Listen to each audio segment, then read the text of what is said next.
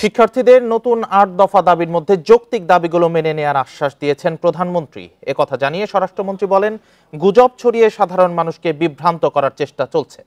দুপুরে নারায়ণগঞ্জ জেলা police super কার্যালয়ে সাংবাদিকদের সাথে মত বিনিময়ের সময় এসব কথা বলেন স্বরাষ্ট্রমন্ত্রী আসাদুজ্জামান খান কামাল। এ সময় তিনি বলেন, কোটা আন্দোলনের ৩ সমন্বয়কারীকে নিরাপত্তা হেফাজতে রাখা হয়েছে। কারা তাদের উপর আক্রমণ করতে চায় সে বিষয়ে জিজ্ঞাসাবাদের পর প্রয়োজনীয় ব্যবস্থা নেওয়া হবে বলে জানান তিনি। এর আগে কোটা আন্দোলনে ক্ষতিগ্রস্ত পিবিআই কার্যালয়, পাসপোর্ট অফিস সহ বিভিন্ন প্রতিষ্ঠান পরিদর্শন করেন স্বরাষ্ট্রমন্ত্রী।